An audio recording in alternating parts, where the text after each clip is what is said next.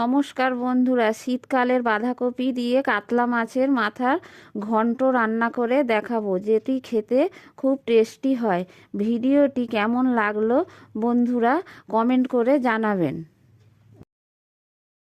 মাছের মাথা দিয়ে বাঁধাকপি করার জন্য আমি একটি কাতলা মাছের মাথা কেটে নিয়েছি। নিয়ে ভালো করে ধুয়ে লবণ আর হলুদ মাখিয়ে নিচ্ছি, মেখে রেখে দেব। লবণ হলুদ মাখানো হয়ে গেছে, রেখে দিয়েছি। একটি বড় সাইজের বাঁধাকপি ঝিরিঝিরি করে কেটে ধুয়ে রেখে দিয়েছি। বেশ খানিকটা মটরশুঁটি ছাড়িয়ে রেখে দিয়েছি। আর নিয়ে নিয়েছি মশলা, পেঁয়াজ নিয়েছি একটা, আর আদা নিয়ে নিয়েছি, কয়েকটা রসুনের কোয়া নিয়েছি, একটা টমেটো আর 4-5টি কাঁচা লঙ্কা নিয়ে নিয়েছি। কড়াইয়ে তেল গরম করতে দিয়ে দিয়েছি। মাছের মাথাগুলো ভেজে নিতে হবে। মাছের মাথাগুলো দিয়ে দিয়েছি তেলের মধ্যে, দিয়ে খুব ভালো করে মাঝারি আঁচে ভেজে নেব মাছের মাথাগুলোকে উল্টে পাল্টে। দেখুন কত সুন্দরভাবে ভাজছি আমি। ঠিক এইভাবে ভেজে নিতে হবে মাছের মাথাগুলো। মাছের মাথা ভাজা হয়ে গেছে, নামিয়ে নেব। নামিয়ে রেখে দিয়েছি। ওই তেলের মধ্যেই কেটে রাখা আলুগুলো দিয়ে দিলাম। দিয়ে আলুগুলো খুব ভালো করে ভেজে নিতে হবে।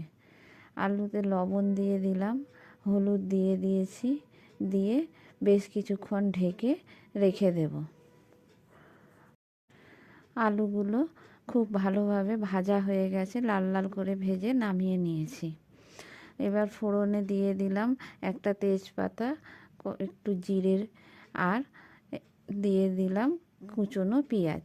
পেঁয়াজটা খুব ভালো করে ভেজে নিতে হবে।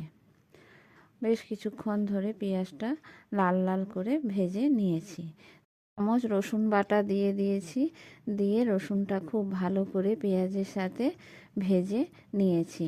এবার দিয়ে দিলাম 1 চামচ আদা বাটা। আদাটা রসুন পেঁয়াজের সাথে ভেজে নিয়েছি। দিয়ে দিচ্ছি গুঁড়ো জিরে, গুঁড়ো ধনে আর গুঁড়ো লঙ্কা, আর হলুদ দিয়ে দিলাম রঙের জন্য। দিয়ে মশলাটা একটু নেড়ে চেড়ে নিয়ে একটু জল দিয়ে দিয়েছি, যাতে মশলাটা পুড়ে না যায়। মশলাটা ভালো করে কষিয়ে নিয়ে দিয়ে দিলাম কাঁচা লঙ্কা আর টমেটো। টমেটো আর লঙ্কার সাথে খুব ভালো করে মশলাটা কষিয়ে নেব। দিয়ে দিলাম লবণ।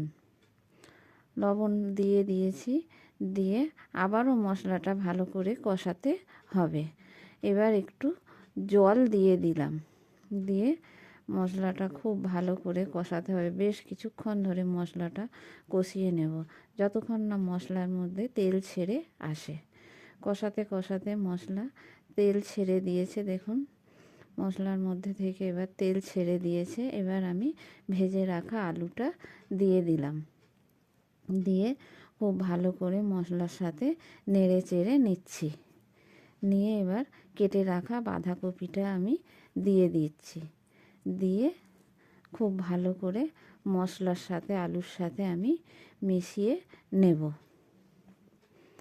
খুব ভালো করে মিশিয়ে নিচ্ছি, খুন্তি দিয়ে মিশিয়ে মটরশুঁটিগুলো দিয়ে খুব ভালো করে আবারও নেড়ে চেড়ে নেব।